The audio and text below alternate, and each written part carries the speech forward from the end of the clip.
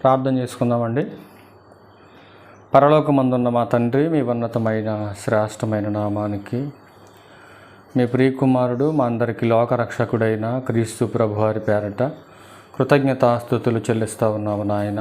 నీ విలువైనటువంటి మాటలు నీ పిల్లలకు తెలియపరచడానికి సిద్ధపడుతుండగా సమయోచితమైనటువంటి జ్ఞానాన్ని నాకు అందించి లేఖనానుసారంగా మాట్లాడడానికి మీ కృపతో జ్ఞానంతో నింపి నడిపించండి. మీ పిల్లలు కేవలము వినేవారుగా ఉండి తమను తాము మోసపుచ్చుకొనకుండా చెప్పబడుతున్నటువంటి మాటలో ఉన్న సత్యాన్ని గ్రహించడానికి ప్రతి ఒక్కరికి మంచి మనసును, వివేచన కలిగినటువంటి జ్ఞానాన్ని ప్రతి ఒక్కరికి దయచేయమని, ఈ కూడిక ముగిసే వరకును కూడా తండ్రి మీరే తోడుగా ఉండి ఆదరించి నడిపించమని, త్వరలో మా కొరకు రానయ్యున్న మా ప్రభువును మీ ప్రియకుమారుడైన క్రీస్తు యేసు వారి పరిశుద్ధమైన నామంలో ఈ ప్రార్థన మనవలన్నీ కూడా అడిగి వేడుకొనుచున్నాము తండ్రి, ఆమేన్. చేరువచ్చినటువంటి దేవుని పిల్లలందరికీ ప్రభువును రక్షకుడైన క్రీస్తు వారి పేరట నా ప్రత్యేకమైన వందనాలు తెలియజేస్తూ ఉన్నా. దేవుడు ఇంత మంచి సమయాన్ని మనకు దయచేసి తన విలువైనటువంటి సంగతులను తెలుసుకోవటానికి ఒక చక్కటి సమయాన్ని మనకు సమకూర్చినందుకు ముందుగా తండ్రి అయినటువంటి దేవునికి, ప్రభు అయిన క్రీస్తు వారి పేరట నా కృతజ్ఞతాస్తుతులు చెల్లిస్తూ ఉన్నాను. ఈరోజు సమాజంలో మనం చూస్తే సంఘాలలో బైబిల్ పైన సరి అయినటువంటి అవగాహన లేక ఈరోజు జరుగుతున్నటువంటి సువార్త అంతా కూడా క్రీస్తు పేరటే జరుగుతుందని, ఇదంతా క్రీస్తు బాధేనని అవగాహన లేనటువంటి వారుగా ఈరోజు క్రైస్తవ విశ్వాసులు ఈ సమాజంలో కనబడుతున్నారనేది చాలా బాధాకరమైనటువంటి విషయం. ఎందుకంటే బైబిల్ చెబుతున్నటువంటి పరిశుద్ధాత్మ నడిపింపుకి, ఈరోజు సమాజంలో మనం చూస్తున్నటువంటి పరిశుద్ధాత్మ నడిపింపుకి అసలు సంబంధం లేనట్టుగా మనకు కనపడుతూ ఉంది. బైబిల్ గ్రంథం ఏమని హెచ్చరిస్తూ ఉందంటే, క్రీస్తు పేరట అంటే సువార్త పేరట కానీ మీరు ఏం చేసినా కూడా దానికి లేఖనం ఆధారమై ఉండాలి. ఈ సమాజంలో మనం ఏం చేసినా లేఖన ఆధారమై ఉండాలి. రెండవది ప్రాముఖ్యమైనటువంటి విషయం గమనించవలసింది ఏంటి అని అంటే, పరిశుద్ధ గ్రంథము 3 యుగాల చరిత్రను మనకి పరిచయం చేస్తుంది. కొంతమంది 4 యుగాల చరిత్రను కూడా చెప్పేవారు లేకపోలేదు. కానీ మనం 3 యుగాల చరిత్రను మనం పరిశీలనలోకి తీసుకొని మాట్లాడాలి. కొన్ని సందర్భాల్లో దేవుడు దేవదూతల ద్వారా మాట్లాడించినటువంటి సందర్భాలు కొన్ని ఉన్నాయి. దర్శనాల ద్వారా మాట్లాడించిన సందర్భాలు కొన్ని ఉన్నాయి. యాజకుల్ని ఏర్పాటు చేసుకొని లేవి గోత్రికులు మాత్రమే మాట్లాడించినటువంటి సందర్భాలు ఉన్నాయి. ఆయా కాలాలను బట్టి ఆయా సమయాలలో దేవుడు మాట్లాడించినటువంటి విధానం అంతా కూడా అది చరిత్ర. ఈరోజు క్రైస్తవులు ఆధారం చేసుకొని మాట్లాడవలసింది, సరిచూసుకోవలసింది, సంఘం కట్టబడిన తర్వాత పరిశుద్ధాత్మ వరాన్ని మనం కలిగిన తర్వాత, అంటే పాత నిబంధన చరిత్రలో పరిశుద్ధాత్మ నడిపింపు లేదంటే ఉంది, కాదని ఎవరు చెప్పట్లేదు. కానీ ఏ సందర్భంలో ఏ పని చేశారనేది మనం జాగ్రత్తగా పాయింట్ అవుట్ చేయవలసినటువంటి అవసరం ఉంది. ఏలియా గారు చేసినటువంటి స్వస్థత ఈరోజు నేను చేస్తానంటే నీ వల్ల, నా వల్ల, ఎవడి వల్ల కాదు. అది గుర్తుపెట్టుకోవాలి. యేసుక్రీస్తు వారు చేసినటువంటి అద్భుతాలు, స్వస్థలు అసలు బైబిల్ అంతా పరిశీలనగా క్షుణ్ణంగా చదవగలిగితే అసలు ప్రభువారు చేసినటువంటి స్వస్థతల విషయాలు ఎక్కడ కూడా పబ్లిసిటీ చెప్పలేదు ఆయన. అసలు చెప్పొద్దన్నారు ఎవరికి, మీరు కూడా నేను చేసింది చెప్పొద్దన్నాడు ఆయన. అసలు ఆయన వచ్చిన పని వేరు, ఈ సమాజం ఆయన వెంటబడుతూ ఆయన ఇబ్బంది పెడుతున్నటువంటి విధానం వేరు. కానీ బైబిల్ సందర్భానుచితంగా అసలు ఏ కాలాన్ని బట్టి ఏ సందర్భాన్ని దేవుడు మాట్లాడాడు, చేశాడనేది మనం పాయింట్అవుట్ చేస్తూ దేవుని గ్రంథంలోకి తొంగి చూడగలిగితేనే మనకు సత్యం మనకు అర్థమవుతుంది. అంతేగాని గుడ్డెద్దు చేలో పడ్డట్టుగా ఆయన అది చేశాడు, ఈయన ఇది చేశాడని వెళ్ళిపోతే దేహం కోసం పరుగులు ఎడేటటువంటి ఈ యొక్క ప్రయాస దేవుని యొక్క నిత్యరాజ్యంలోకి మనల్ని ప్రవేశింపచేయదు. అది గుర్తుపెట్టుకోవాలి. యేసుక్రీస్తు వారు కూడా లోకంలో సువార్త పరిచయం చేస్తున్నటువంటి దినాల్లో కొంతమంది ఆయన్ని విస్తారంగా వెంబడిస్తున్నటువంటి సందర్భంలో ప్రభువారు అంటాడు కదా, బాబు మరి దేనికోసం వెంబడిస్తున్నారు నన్ను మీరు అంటే, వాళ్ళు అంటున్నారు కదా, తృప్తిగా మాకేం పెడుతున్నావు, నువ్వు భోజనం పెడుతున్నావు అంటే ప్రభు అంటాడు, అక్షయమైన ఆహారం కొరకు మీరు కష్టపడాలి. క్షయమైన ఆహారం కొరకు మీరు కష్టపడొద్దు అని ప్రభువారు మాట్లాడతారు. అంటే దేహం కోసం మీరు ప్రభు దగ్గరికి రావద్దు, దేహం కోసమే ప్రభువుని నమ్ముకొని సంఘానికి వెళ్ళొద్దు, దేహం కోసమే మీరు ఆధారపడి ప్రభువుని సొంత రక్షకునిగా మీరు అంగీకరిస్తే మీ ప్రయాసంతా వ్యర్థం. అంటే నా భక్తి దేహానికి ఉపయోగపడదంటే బైబిల్ గ్రంథంలో చాలా స్పష్టంగా ఉందండి. తిమోతి గారికి రాసిన మొదటి పత్రిక 4వ అధ్యాయం 8వ వచనంలో ఒక అద్భుతమైన మాట ఉంది. నీ భక్తిని నేనేం కించపరిచి మాట్లాడట్లేదు, నీ భక్తి వ్యర్థమని నేనేం చెప్పట్లేదు. ఎందుకంటే భక్తి అనేది దేహ సంబంధమైనది, ఆత్మ సంబంధమని బైబిల్ మనకు హెచ్చరిస్తూ ఉంది. ఒకసారి నేను చదువుతాను ఆ మాట, మీరు ఇందురుగానే 4:8 అండి, కరెక్టే. అపోస్తలుడైన పౌలు గారు తిమోతి గారికి రాసిన మొదటి పత్రిక 4వ అధ్యాయం 8వ వచనంలో శరీర సంబంధమైన సాధకము కొంచెము మట్టుకే ప్రయోజనకరమవును కానీ అంటాడు.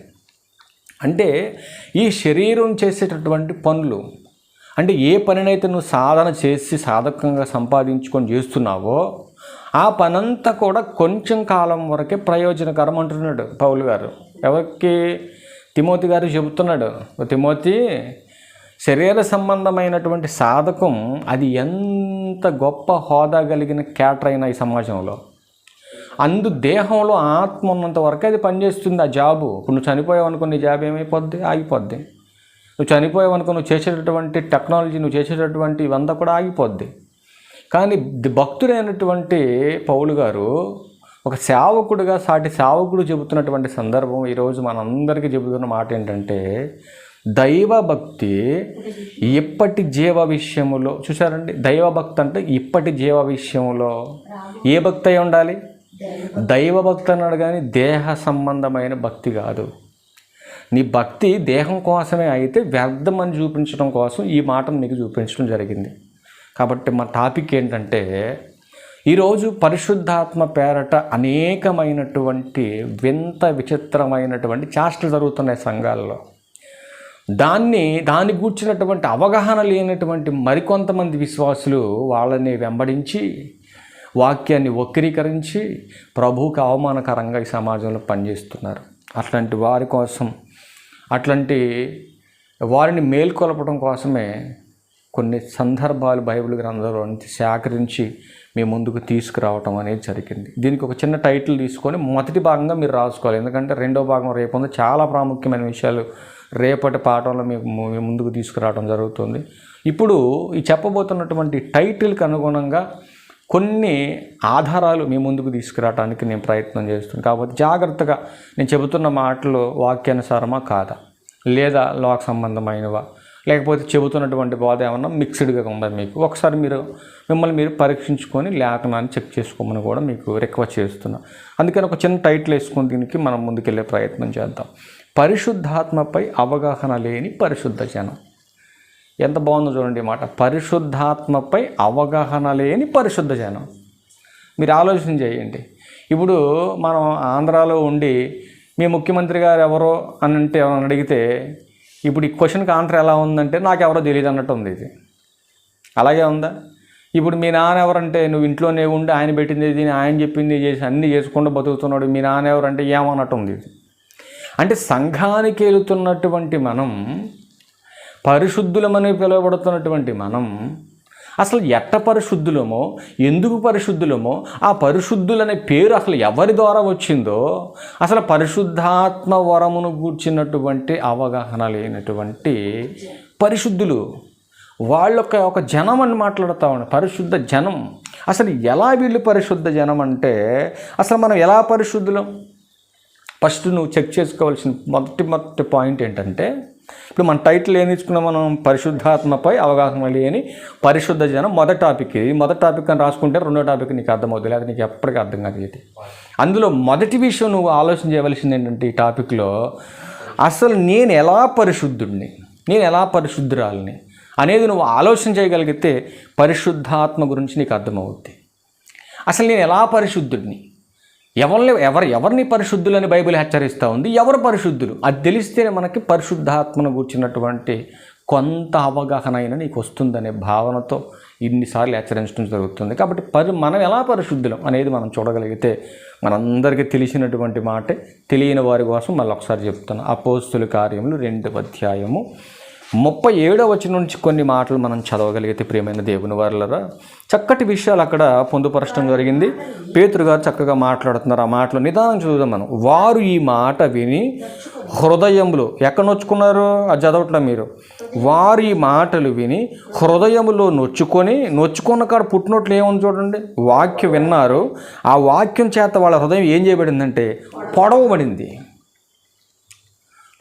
వాక్యం చేత. ఆ పొడవబడినటువంటి వారి గురించి మాట్లాడుతున్నాడు. సహోదరులారా, మేమేమి చేతుమని పేతురును కడమ అపోస్తులను అడుగగా, అక్కడున్న వారికి వాక్యం ప్రకటించారండి. వీళ్ళు వాక్యం ప్రకటించిన తర్వాత వాక్యం చేత వాళ్ళు పొడవబడిన తర్వాత వాళ్ళు అడుగుతున్నారు, ఇప్పుడు వాక్యం చేత మేము నొచ్చుకున్నాము, మేము ఇప్పుడు ఒక మంచి పరివర్తనలోకి వచ్చాము మేము, కాబట్టి ఇప్పుడు మేము ఏం చేయాలి అని వాళ్ళని అడుగుతున్నప్పుడు వాళ్ళు ఇస్తున్నటువంటి సమాచారం ఏంటి మీరు చూడగలిగితే 38వ వచనంలో పేతురు గారు మాట్లాడుతున్నాడు. మీరు మారు మనసు పొంది, అంటే ఎవరు పరిశుద్ధ జనం అనే టాపిక్ గురించి మీకు తెలియపరచడం జరుగుతుంది. చాలా జాగ్రత్తగా మీరు దీన్ని ఆలోచించవలసినటువంటి అవసరం ఉంది.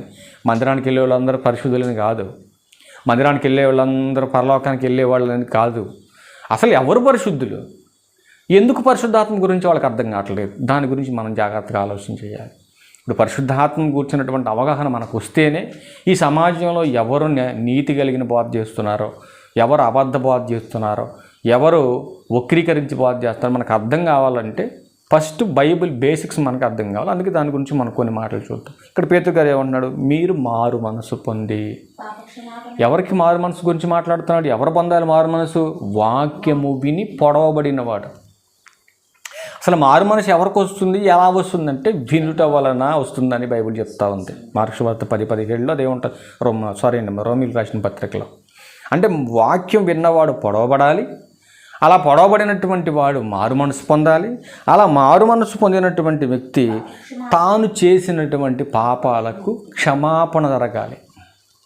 ఊరంతా పత్రికలు కొట్టించి ఊరంతా నువ్వు చేసిన తప్పులు పంచమని కాదు దాని అర్థం. అది నీ చుట్టూ ఉన్న వాళ్ళకి చెప్పుకుంటే పోతాయి, దాని అర్థం అది కాదు. ఎక్కడ ఒప్పుకోవాలి? నువ్వు సాక్షాత్తు దేవుని దగ్గర ఒప్పుకోవాలి. అంతేగాని సేవకుడికి చెప్పినా చేసేది ఏం లేదు. అర్థం ఉందా? నీ పాపాల క్షమాపణ ఇవ్వగలిగింది ఎవరు? దేవుడు మాత్రమే. దేవుని ముందు మాత్రమే నీ పాపాల క్షమాపణ జరగాలి. పాపాల క్షమాపణ అంటే నువ్వు మారు మనసు పొందటానికి ముందు చేసినవన్నీ కూడా ఆ క్షణంలోనే అక్కడ ఒప్పేసుకోవాలి ఆయన దగ్గర, దేవుని దగ్గర.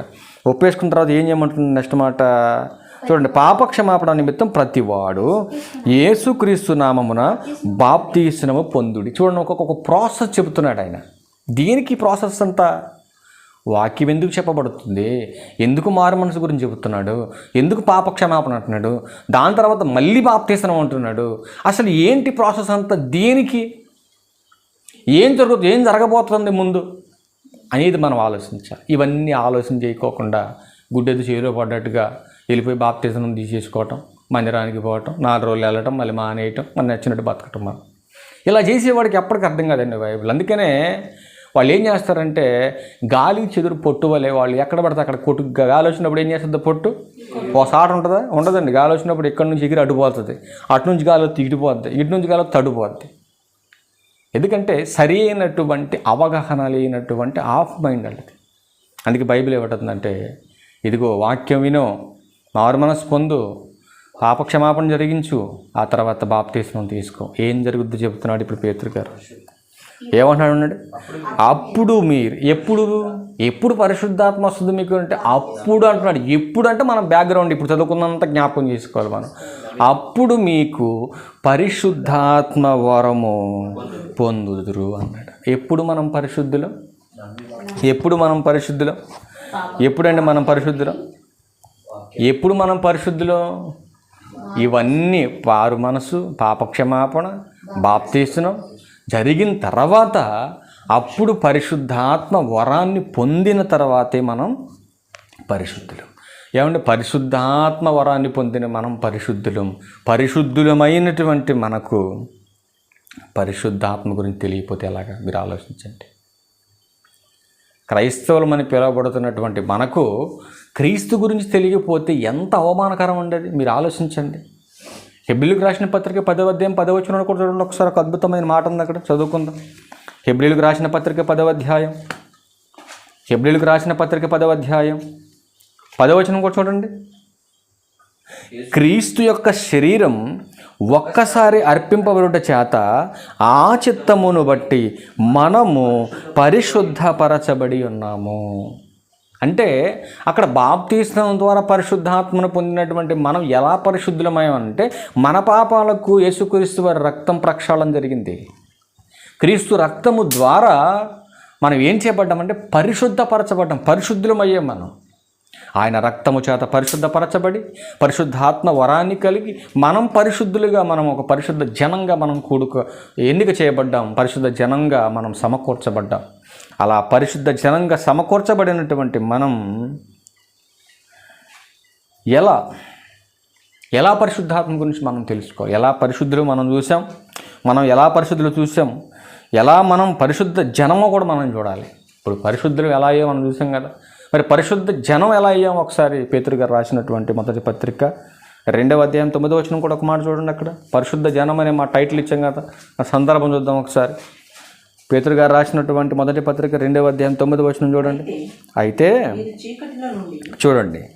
అయితే మీరు చీకటిలో నుండి ఆశ్చర్యకరమైన తన వెలుగులోనికి మిమ్మును పిలిచిన వాని గుణాతిశయములను ప్రచురించే నిమిత్తము ఏర్పరచబడ్డ వంశమును, రాజులైన యాజక సమూహమును, పరిశుద్ధ జనమును, దేవుని సొత్తైన ప్రజలై ఉన్నారు. ఇప్పుడు ఏమైపోయాం మనం?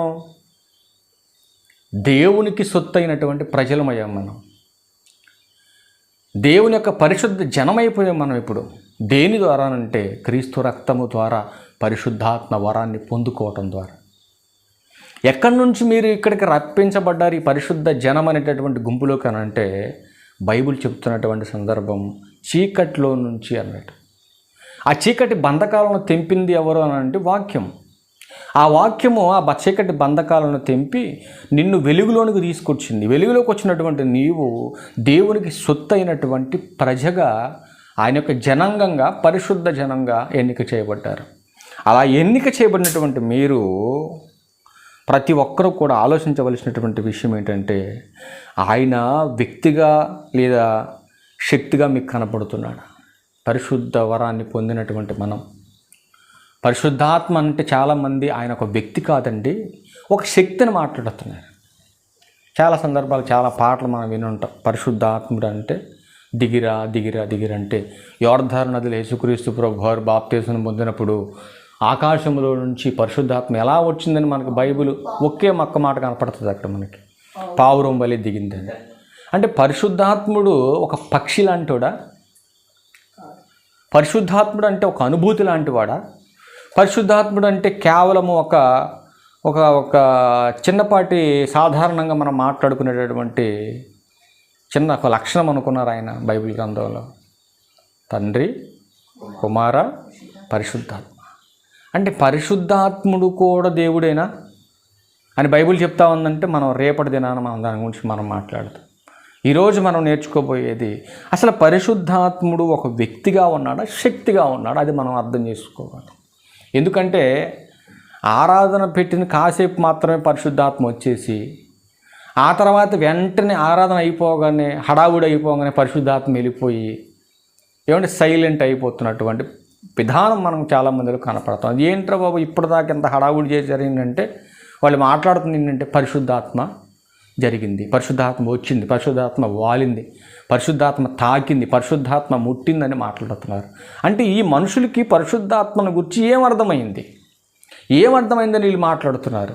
కానీ ఒకసారి మనం బైబిల్ గ్రంథంలోకి వెళ్ళి చూడగలిగితే పరిశుద్ధాత్ముడు ఒక వ్యక్తిగా ఉన్నాడా, శక్తిగా ఉన్నాడా? యోహాను సువార్త 14వ అధ్యాయం 16వ వచనం చూడండి. యోహాను సువార్త 14వ అధ్యాయం చూడండి, 14వ అధ్యాయము 16వ వచనం చూడండి. అక్కడ ఏం మాట్లాడుతున్నాడు ప్రభువారు? నేను తండ్రిని వేడుకొందును, మీ యొద్ద ఎల్లప్పుడూ నుండుటకై ఆయన వేరొక ఆదరణకర్తను. ఏం మాట్లాడుతున్నాడు ఆయన? వేరొక ఆదరణకర్తను. కర్త అంటే వ్యక్తి. కర్త అంటే ఎవరండి? వ్యక్తి. ఆయన ఒక శక్తి అని చెప్పలేదు అక్కడ. నేను తండ్రిని వేడుకుంటాను, మీ యొద్ద ఎల్లప్పుడూ ఉండటానికి అన్నాడా? ఆరాధనప్పుడే అన్నాడా అని చెప్పాలి. ఎల్లప్పుడు అంటే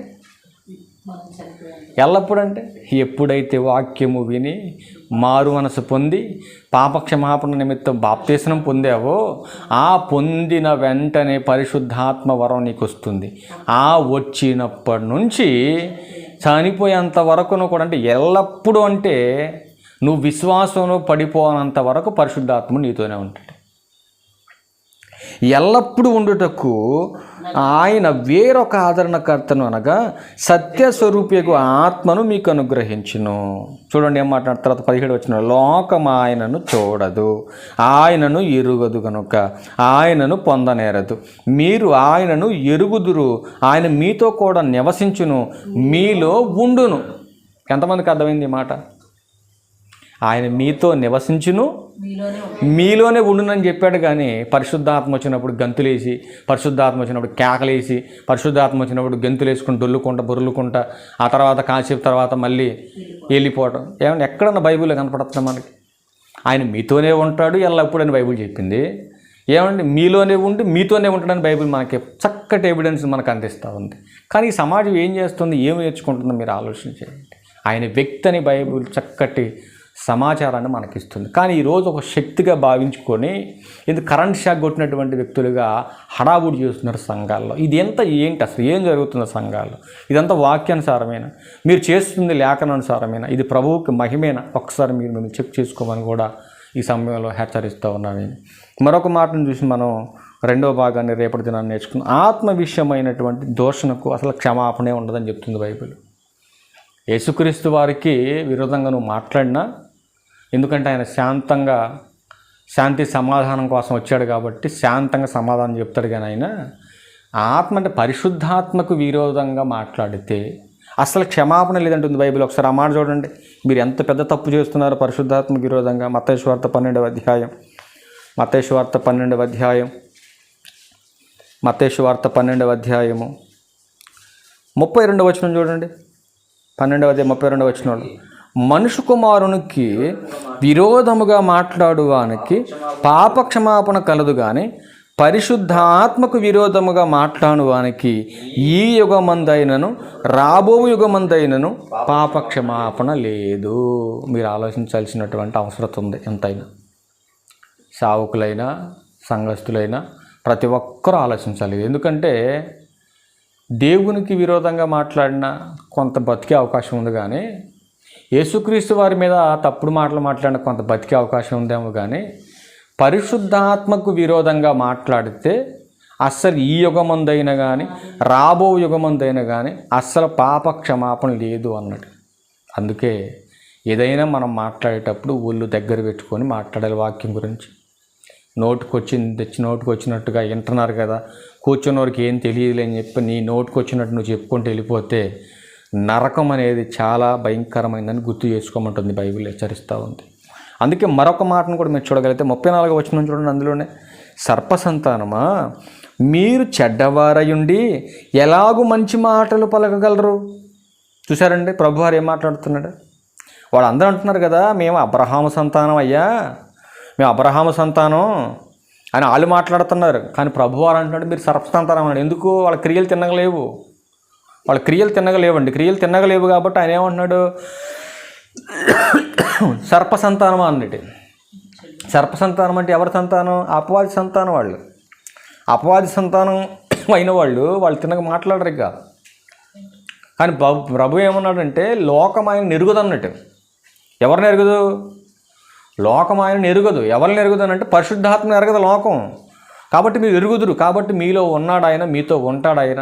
ఆయన ఒక వ్యక్తిగా ఉన్నాడు కానీ శక్తిగా లేడని మీరు గ్రహించాలని ప్రభు పేరట మీకు మనవి చేస్తూ మరొక మాటను కూడా మీకు చూపించిన సందర్భంలో, ఎందుకంటే పరిశుద్ధాత్మకు విరోధంగా మాట్లాడితే పాపక్షమాపణ లేదన్నాడు.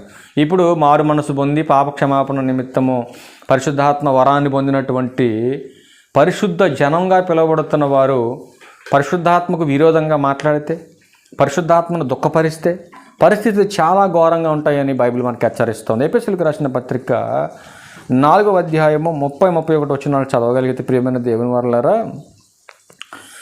దేవుని పరిశుద్ధాత్మను దుఃఖపరచకుడి అని మాట్లాడుతూ ఉన్నాడు. అంటే ఇప్పుడు ఆయన ఒక శక్తిగా ఉన్నాడా, ఒక అనుభూతిగా ఉన్నాడా, ఆయన ఒక వ్యక్తిగా కనపడుతున్నాడా? దుఃఖం అనేది ఎవరికి వస్తుంది? సహజంగా మీరు ఆలోచించండి.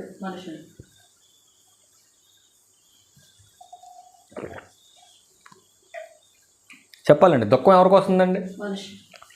మనుషులకు వస్తుంది దుఃఖం. ఇప్పుడు పరిశుద్ధాత్ముడు మనలో ఉన్నాడు అని బైబిల్ హెచ్చరిస్తున్న తర్వాత ఆయన మనలో ఉన్నప్పుడు అసలు ఆయనకి మనసు ఉందా? ఆయన గ్రహించగలడా, చూడగలడా, వినగలడా అంటే బైబిల్లోకి వెళ్తే అన్ని ఎవిడెన్స్ ఉన్నాయండి. మీకు చాలా జాగ్రత్తగా అన్నీ కూడా మేము ముందుకు తీసుకొస్తాం మేము తర్వాత. ఆయన వినగలడు, చూడగలడు, ఏదైనా చేయగలుగుతుంటే ఆటంకపరచగలడు, ప్రతిదీ కూడా నీకు నేర్పించగలడు, ప్రతిదీ కూడా చేయగలిగిన వ్యక్తి ఆయన. అట్లాంటి వ్యక్తిని మీరు ఏం చేయొద్దు అంటుంది గ్రంథం అని అంటే దుఃఖపరచొద్దు అన్నాడు. ఏ విషయంలో దుఃఖపరచకూడదు అక్కడ కూడా క్లియర్గా రాయబట్టడం జరిగింది. చూడండి, పైకి వచ్చేసరికి పై వచనంలో మనకేముందంటే పై వచనంలో 30వ వచనంలో 29 చూడండి. వినువారికి మేలు కలుగునట్లు అవసరమును బట్టి క్షేమాభివృద్ధికరమైన అనుకూల వచనమే పలుకుడు కానీ దుర్భాష ఏదైనను మీ నోట రానియకుడి. పరిశుద్ధ జనంగా పిలువబడుతున్నటువంటి మనం, పరిశుద్ధాత్మను పొందినటువంటి మనలో మరి పరిశుద్ధాత్మ ఉన్నప్పుడు మనం దుర్భాష మాట్లాడొచ్చా? మాట్లాడకూడదు. అందుకే ఏమంటున్నాడంటే ఆయన, మీలో పరిశుద్ధాత్ముడు ఉన్నాడు కాబట్టి ఇతరులతో మాట్లాడేటప్పుడు మంచి భాషను మాట్లాడాలి, దుర్భాష మాట్లాడకూడదు. ఒకవేళ అలాంటి భాషా భావజాలం మీలో ఉంటే పరిశుద్ధాత్ముడు దుఃఖపడతాడు అని మా విషయాన్ని ఇక్కడ అపోస్తుడైన పౌలు గారు ప్రతి సంఘానికి తెలియజేస్తూ ఉన్నాడు.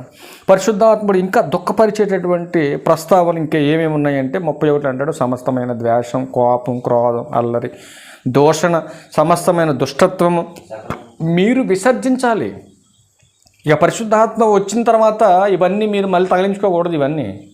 ఇవన్నీ మళ్ళీ మీరు తగిలించేసుకొని ఇవన్నీ మీరు మాట్లాడుతూ అలవాటు చేసుకొని లోక సంబంధులుగా మీరు బ్రతుకుతే పరిశుద్ధాత్మని దుఃఖపరిచిన వారు అవుతారు. కాబట్టి పరిశుద్ధాత్మను దుఃఖపరచకూడదని ప్రభు పేరట మీకు మనవి చేస్తూ, కొంతమంది తెలియనటువంటి వారు ఏం చేస్తున్నారంటే ఎదురిస్తున్నారు.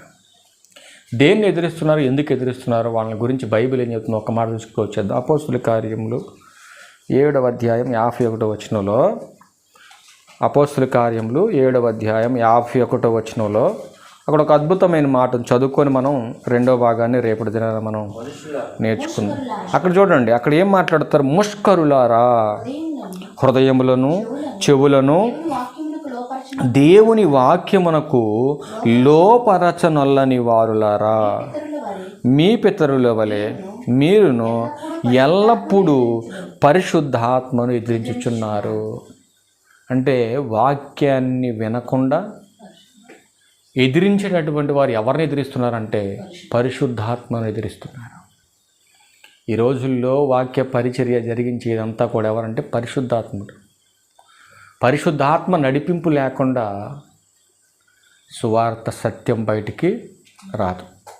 పరిశుద్ధాత్మ నడిపింపు నీకు లేకపోతే సువార్త నీకు అర్థం కాదు. పరిశుద్ధాత్మ నడిపింపు నీకు లేకపోతే ప్రార్థన చేయలేవు. పరిశుద్ధాత్మ నడిపింపు నీకు లేకపోతే మందిరానికి వెళ్ళలేవు. పరిశుద్ధాత్మ నడిపింపు నీకు లేకపోతే బైబిల్ కూడా చదవలేవు. పరిశుద్ధాత్మ నడిపింపు నీకు లేకపోతే పరలోకం చేరలేవు. ఇది గుర్తుపెట్టుకోవాలి. నువ్వు ఎదిరించావనుకో, వాక్యాన్ని సువార్తను ఎదిరించావనుకో, నీకు జరిగేది పరిస్థితి ఏంటో ఒకసారి ఆలోచించు. అందుకే పరిశుద్ధ ఆత్మపై అవగాహన లేని పరిశుద్ధ జనం. ఆలోచన చేయండి. అంటే పరిశుద్ధ జనంగా ఏర్పరిచిన వారికే సరైనటువంటి అవగాహన బైబిల్ పట్ల లేదు అనేది చాలా సందర్భాల్లో మనకు కనపడుతూ ఉంది సమాజంలో. కాబట్టి నేను బయట వారి గురించి చెప్పట్లేదు, పరిశుద్ధ జనం గురించే మాట్లాడి సంఘం గురించే మాట్లాడుతున్నాను. నేను సంఘంలో ఉన్న వారికే పరిశుద్ధాత్మ గురించి తెలియకపోతే ఇంకా బయట ఉన్న వాళ్ళకి ఎలా తెలుస్తుంది? అందుకే అన్యజనుల మధ్య ఆయన నామం ఏం చేయబడుతుందండి? దూషింపబడుతుంది. ప్రియమైన దేవుని వల్ల సంఘంలో ఉన్నవారు చేస్తున్నటువంటి చాలా పనుల వల్ల ప్రభువుకి అవమానం జరుగుతుంది. దయచేసి ప్రభుకి అవమానం జరగకుండా మీరు చేసేటటువంటి పనులు వాక్యానుసారమా కాదు ఆలోచించుకొని ఆత్మ సంబంధులుగా పరిశుద్ధాత్మ యొక్క దైవికమైనటువంటి నడిపింపును మనం అందరం కూడా పొందుకొని దేవుని చిత్తాన్ని నెరవేర్చేవారుగా ఈ సమాజంలో ఉండాలని ప్రభు పేరట మీకు మనవి చేస్తూ ఉన్నా. పరిశుద్ధ జనంగా పిలువబడుతున్నటువంటి మనకే పరిశుద్ధాత్మ గురించి తెలియకపోతే మరి ఈ సమాజంలో ఉన్న వాళ్ళకి ఎలా తెలుస్తుంది? మీరు ఒకసారి ఆలోచించండి ప్రియమైన దేవుని వల్లారా. రెండవ భాగమే కాదండి, ఇంకా మూడవ భాగం కూడా ఉంది. మీరు ఇవి కంటిన్యూగా ఫాలో చేయగలిగితేనే రేపటి దినాన మాట్లాడేటటువంటి రెండవ టాపిక్ మీకు అర్థమవుతుంది. ఆ రెండవ టాపిక్ కూడా వినగలిగితేనే మూడవది మీకు అర్థమవుతుంది. ఆత్మ చేస్తున్నటువంటి కార్యాలు గుర్చినటువంటి ఎన్నో విషయాలు దేవుని గ్రంథంలో పొందుపరిచాడు దేవుడు. ఇంకా చాలా మూలాల్లోనికి వెళ్ళి వాటన్నిటిని కూడా పరిశుద్ధాత్మను గుర్చినటువంటి సందర్భాలు చాలా రాశామండి. అవన్నీ కూడా మేము ముందుకు తీసుకురాని నేను ఆశపడతా ఉన్నాను. కాబట్టి ప్రతి ఒక్కరూ కూడా దేవుని మాటలు ఆలకించాలని ప్రభు పేరట మీకు మనవి చేస్తూ V for London ministries YouTube ఛానల్లో మీకు ఇవన్నీ కూడా రానున్న దినాల్లో ఇంకా బైబిల్లో ఉన్న మూలాలన్నీ కూడా మా ఛానల్లో అప్లోడ్ చేసి మీ ముందుకు తీసుకురావాలని ఎంతో ఆశపడుతూ ప్రయాసపడుతూ ఉన్నాం. అప్పుడు ప్రతి ఒక్కరూ కూడా వినండి, సత్యాన్ని గ్రహించండి, దేవుని ఉన్నతమైనటువంటి పిలుపు కలిగి బహుమానం పొందుకోవాలని ప్రయాసపడాలని ప్రభు పేరట మీకు మనవి చేస్తూ